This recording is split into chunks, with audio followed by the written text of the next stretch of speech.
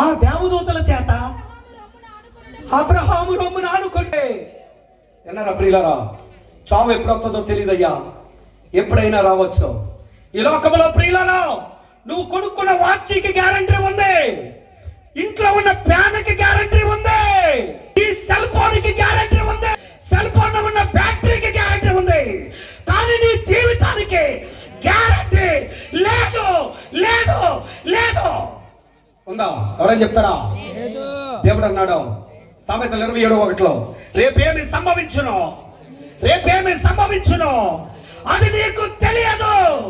యాకోబు రాసిన పత్రిక 4:13 అంటాడు, నేనైనా రేపైనా ఒకనొక పట్టణముకు వెళ్ళి వ్యాపారము చేసి డబ్బులు సంపాదిద్దాం అనుకుంటున్న వాళ్ళరా, రేపేమి సంభవించును చెప్పండి, అది నీకు.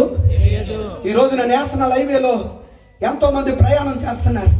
వారి క్షేమంగా ఇంటికి వెళ్తాం అనుకుంటారు, కానీ మధ్యలోనే వాళ్ళ జీవితాలు ఆరిపోతూ ఉన్నాయి. ఒకళ్ళు బస్సు ఎక్కి ప్రయాణం చేస్తూ వచ్చారు, ఆ బస్సు మధ్యలో కాలిపోయింది. విమానం ఎక్కి లండన్ వెళ్తున్నారు, ఆ విమానం కూలిపోయింది. ట్రైన్ ఎక్కి వెళ్తూ ఉన్నారు, ట్రైన్ గుద్ది చచ్చిపోయారు. ఈ రోజున 1 కాదు 2 కాదు, ఇలాంటి ప్రతి రోజు కూడా జరుగుతూనే ఉన్నాయి. రేపేమి సంభవించదో నీకు తెలీదు, రేపేమి జరుగుతుందో నీకు తెలియదయ్యా. మరో క్షణంలో ఏం జరుగుతుందో నీకు తెలియదు. దేవుడు సమయం ఇచ్చినప్పుడే, దీపం ఉండగానే నీళ్ళు ఏం చేయాలి చెప్పండి అమ్మా, చెప్పండి. దావీదు గారిని దేవుడు పిలిచినా కానీ, ఎక్కడ కన్ను మూసాడు కానీ ఆయన పరదేశంలో కన్ను చెప్పండి అమ్మా, చెప్పండి. ఎక్కడున్నాడు ఆయన? మరణం అనగా ఎడబాటు. చెప్పండి, మరణం అనగా ఏంటండి? ఎక్కడ లేకుండా పోవచ్చు, కానీ ఆయన ఎక్కడున్నాడు? దరిద్రుడు ఎక్కడున్నాడండి? లాజరు ఎక్కడున్నాడు? లాజరు అబ్రహాము రొమ్మున ఆనుకొనుటకు అతడు కొనుపోబడ్డాడంట. ధనవంతుడు ఎక్కడున్నాడు? ధనవంతుడు ఎక్కడున్నాడు?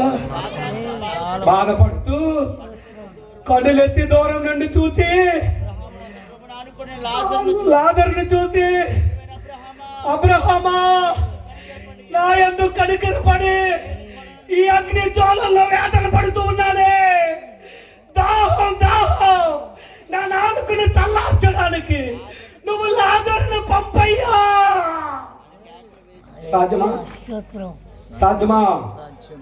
సాధ్యమా? ఈ లోకములో ఉన్నప్పుడు దేవుని గూర్చి చెప్పితే తృణీకరించావు, యేసు ప్రభువుని నమ్మమంటే నమ్మలేదు, మారు మనసు పొందలేదు, బాప్తిసం పొందలేదు, పరిశుద్ధాత్మ పొందలేదు, పరిశుద్ధ జీవితాన్ని జీవించ